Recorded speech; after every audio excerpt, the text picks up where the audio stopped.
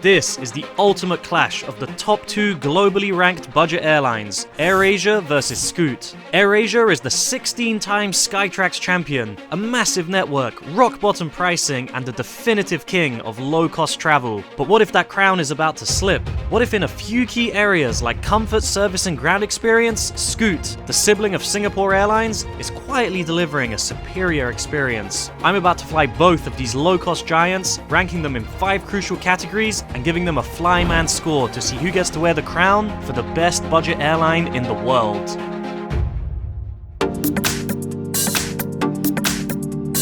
I'm starting the battle today with Scoot, which is based right here at Singapore Changi Airport in Terminal 1. It takes about 50 minutes to get to the airport from downtown using the MRT and a much quicker 20 minutes by car.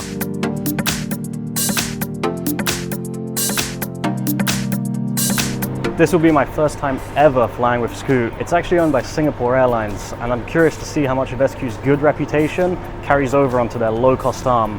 Let's find out together today on this flight to Bangkok. The terminal itself was fairly busy, but there were no queues to check in. It's encouraged to use the self-service machines, but there were also check-in counters available at no extra charge, and they were also without queues. Booking the flight on Scoot's website was straightforward. There was only one insurance upsell that was easy to decline. I booked the cheapest base fare, as always, for 131 Singapore dollars or around 100 US dollars. A larger cabin bag was 31, 20 kilos of checked luggage came to 31 as well, and seat selection ranged from 8 to 28 Singapore dollars. I've got my mobile boarding pass ready to go, but before I go through passport control, there's one thing I've been wanting to see for years.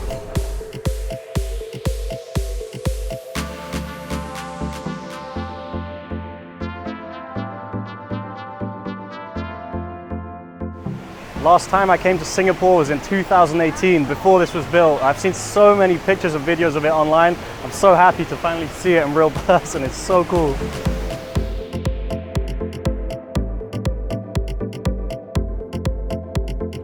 Right, let's go through passport control and get back to the mission. I've got to give Singapore credit for the most efficient passport control I've ever seen. It's completely automated, and unlike the e-gates in Europe where it breaks half the time and takes ages for the camera to adjust to scan your face, here you put your passport down and you're through in 5 seconds. As you'd expect, there's all sorts of high-end luxury shopping, food courts, restaurants, and places to relax that wouldn't have felt out of place in a lounge. Every corner of this airport has something new to discover, and nature is integrated everywhere you look.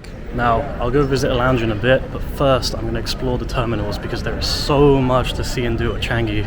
I took the SkyTrain from T1 over to Terminal 2 to check out a few things there. First was the Enchanted Garden. Further onwards was a section called Dreamscape. And the first outdoor area was the Sunflower Garden. Aquariums are dotted around the terminal, and I found Nemo. Then I came across this obstacle course. Probably not a bad idea if you've been sitting down for hours on a flight. Same goes for these mini trampolines.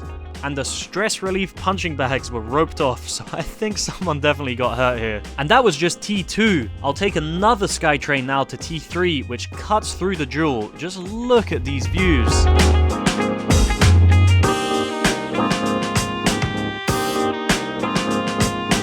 In Terminal 3, the first stop was the Butterfly Garden.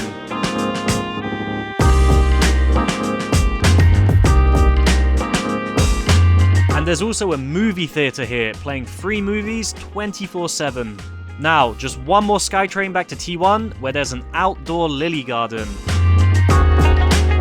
And finally, our last garden of the day is also the biggest outdoor space here, the Cactus Garden. One thing that's been indispensable to me while traveling has been eSIM.io, who have kindly sponsored this video.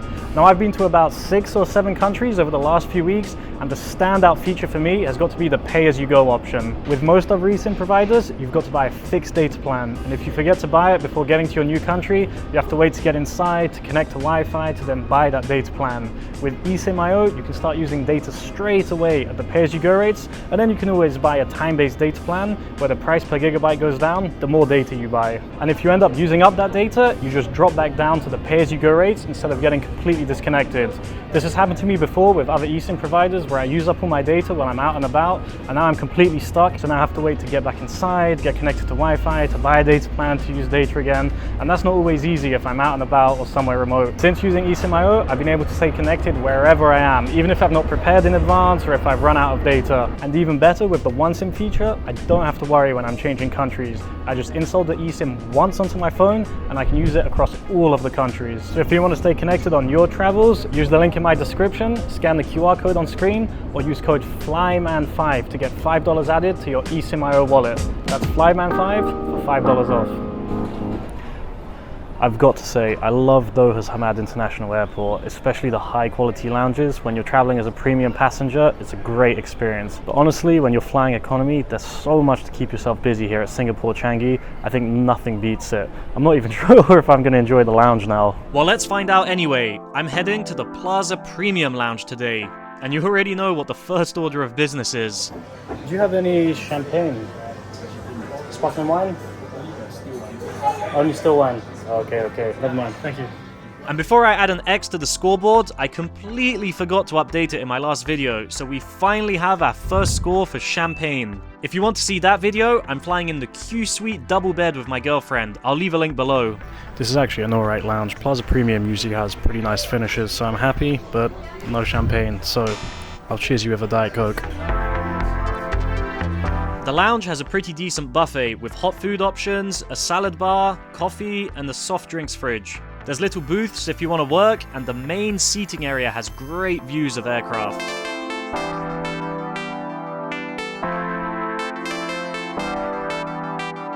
I'm at the gate right now, but before I get on board, let me tell you a little bit more about Scoot. Scoot is the budget subsidiary of world-class Singapore Airlines. They're a relative newcomer on the scene, having launched operations in 2012. They have a mixed fleet of 59 aircraft made up of A320s and 787s, which fly primarily all over the Asian continent, although they do have a small number of flights to Australia and a couple even as far as Europe.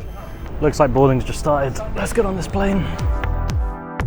Here's the one-year-old Boeing 787-8 we'll be flying on today, and our first widebody of the Airline Battle series.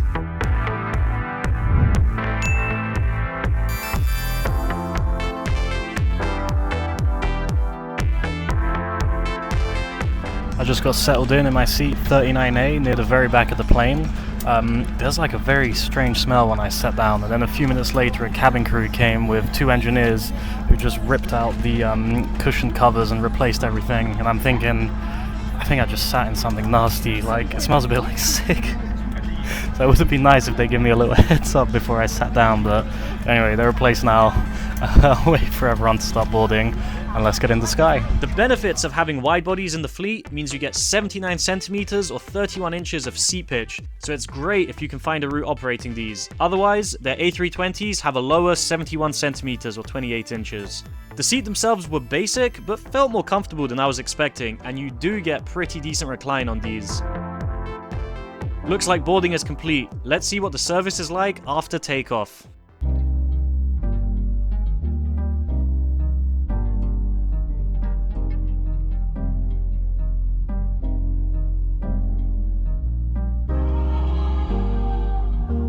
There's a great meal selection here with sandwiches, noodles, hot meals, and even more choices when you pre-order, which is what I did. The pre-ordered meals get served first, and mine came 35 minutes after takeoff, and the regular trolley service started about 10 minutes after that. I had the chicken satay rice for 18 Singapore dollars and 50 cents, and honestly, money well spent. This was so tasty and probably the best economy meal I've had. It came with a panda tea cake, 2 chocolate biscuits, and a bottle of water as well. Huge thumbs up to Scoot here. There's 5 toilets for economy, 1 at the front, 2 in the middle, and 2 at the back. The benefit of being on a wide body means you do get a slightly larger toilet, but apart from that, it's a pretty standard economy toilet. In terms of entertainment, there's no IFE screen, but you can connect to the Wi-Fi, although the prices aren't the best. I'm not sure who's paying 55 Singapore dollars for a gigabyte of data, and even the lowest $5 is only for 20 megabytes, so you can enjoy your 30 seconds of connectivity. There are in-seat power sockets, but you have to pay to activate it, so try to charge up before you board. It wasn't long until we'd crossed over the Thai border and started our descent into Bangkok with a nice flyover past Suvarnabhumi Airport where we're about to land.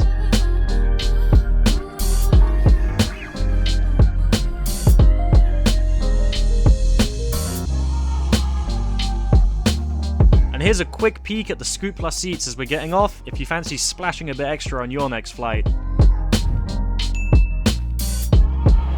Alright, so I've touched down in Bangkok Suvarnabhumi Airport. I think overall, if you're going to fly with Scoot, going from Singapore Changi, go a few hours early because you're going to enjoy the airport experience so much. It makes such a big difference.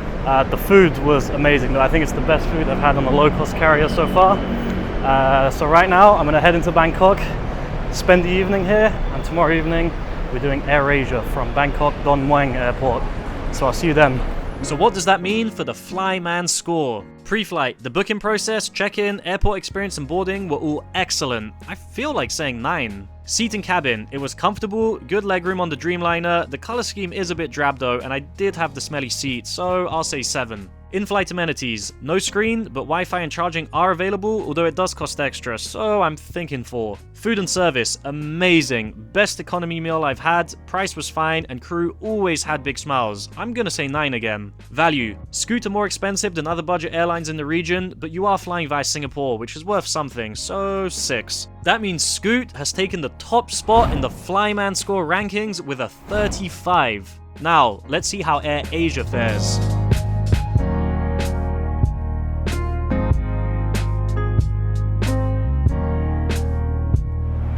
I'm here outside Bangkok Mueang Airport, the smaller of the 2 Bangkok airports, which is mostly home to low-cost carriers. AirAsia's home hub is actually Kuala Lumpur, but Bangkok is a major secondary hub for them. So let's fly from here today and see if they can beat Scoot. Let's go.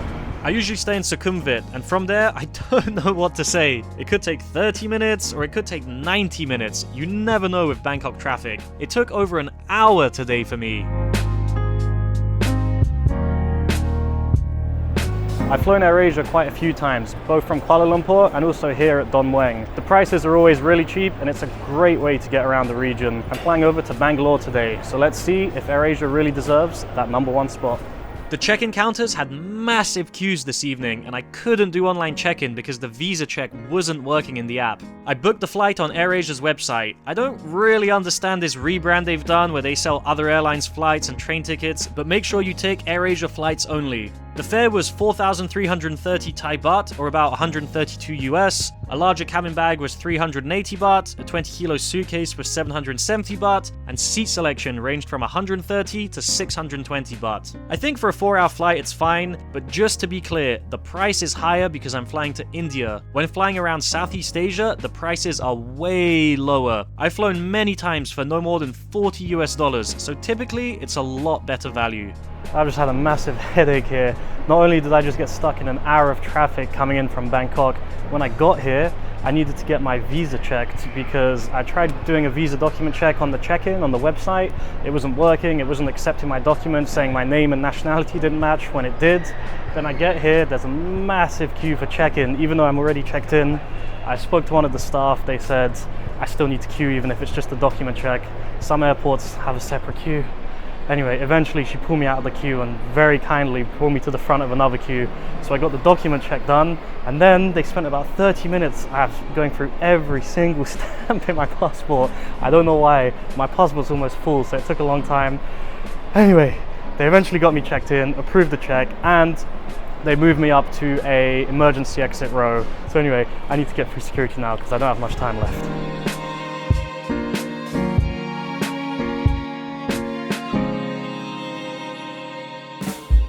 Facilities-wise, it has what you'd expect from a low-cost airport. Duty-free shopping, a few restaurants, and some coffee shops. There's actually a fair amount of choice. Alright, so I've made it through security. I managed to make up a bit of time, so I think I'll have a few minutes to go hang out in the lounge. There's 3 of them in this terminal, and I think the Coral Executive right here is the best one. So let's go check it out.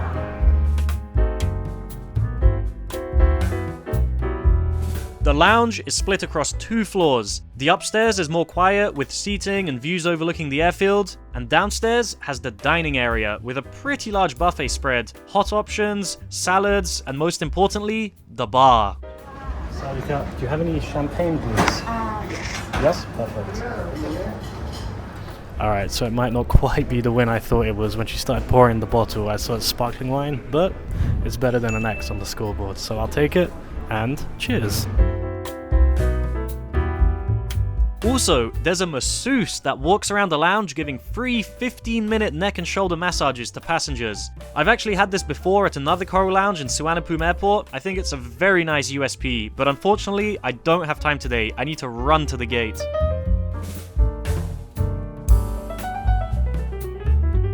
I was doing so well avoiding bus gates so far, but my curse is back, so let's add 1 to the bus gate tally. Finally off the bus and onto the 9-year-old A320, we're flying over to Bengaluru.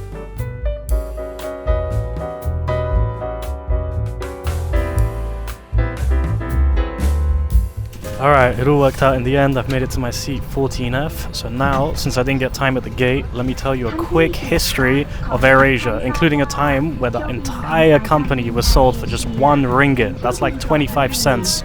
AirAsia wasn't always a low-cost carrier. They've been around since 1993, but started as a full-service airline. They almost collapsed with massive debts in 2001 before Tony Fernandez, the current CEO, acquired it for 1 Malaysian ringgit and transformed it into a low-cost airline after seeing the success of both Ryanair and Southwest Airlines. Based in Kuala Lumpur, it also has bases and subsidiaries in Cambodia, Indonesia, Philippines, and Thailand. It currently has a fleet of 109 A320 family aircraft flying to over 160 destinations, almost entirely around Asia. Back in the cabin, let's have a look around the seat. I'm obviously in an exit row which has massive legroom, but to be fair, we'll compare the regular seat pitch, which is 71 centimeters or 28 inches. The same as Scoot on their A320s, which is at the bottom end of legroom in the industry. The seat itself looks way more padded than Scoot, but there was no lower back support, so despite how comfy it looks, it was actually kind of uncomfortable. Which is strange, because my memory of AirAsia on previous flights was that it felt better. Maybe because this is an older aircraft, I'm not sure really. The seat recline felt middle of the range, not too little, but not too far back either.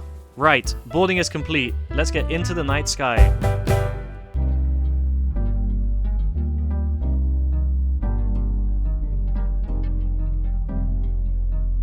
The trolley service was super quick to get started, only 15 minutes after takeoff. The menu has a selection of hot meals, noodles, milk tea, soft drinks, and snacks. I pre-ordered the chicken teriyaki with rice and a bottle of water, which cost me 170 baht. Honestly though, I was a bit disappointed here. It was okay, but compared to Scoot's excellent meal yesterday, this felt a bit lackluster. There's 1 toilet at the front and 2 at the back of the plane. The toilets are pretty clean here, and also they're pretty... Alright, third time lucky. The toilets are pretty clean. They're actually pretty spacious for a narrow body, and I think I've realized these past few flights I've done, when the toilets are at the very back of the cabin, I usually have the really more smaller, cramped ones, but when they're just before the back, just behind the last row of seats, usually have a bit more space like this one. So, thumbs up from me, and let's get back to the seat. Back at my seat, like a true low-cost airline, there's no entertainment, no Wi-Fi available, and no in-seat charging sockets. So I sat back and killed some time with some downloaded YouTube videos on my phone. Alright, time for some... There's so much craziness going on this flight, just people standing up, blocking up the aisle. The cabin crew's trying to get everyone to settle. Anyway, time for some mid-flight thoughts. Regarding the seat comfort, the padding is pretty decent, but the way the shape of the seat is contoured, it's like you don't get enough support on your lower back, and you can really feel it. It makes it quite uncomfortable. And I've just finished the food. I've got to say, I think Scoot wins in this regard by quite a bit. The AirAsia food was okay, I think that's all I could say, but I was really enjoying the flavors on Scoot. I actually enjoyed that meal, so I think the point goes towards Scoot there. So I'll break it all down in the flyman score once we land, but for now, I'm going to make use of these extra seats next to me and stretch my legs out a bit. After a couple more hours, we started our descent into Bengaluru.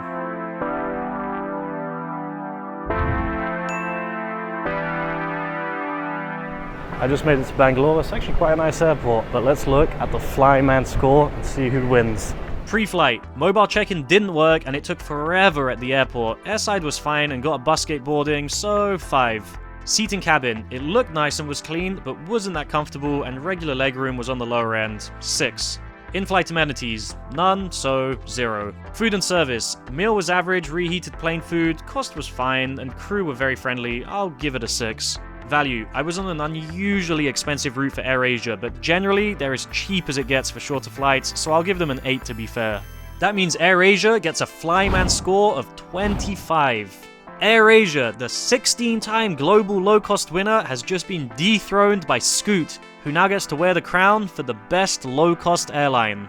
Let me know in the comments if you've flown either airline before, what your experience was like, and any other airlines you'd like me to battle. Don't forget to like and subscribe, and as always, till next time.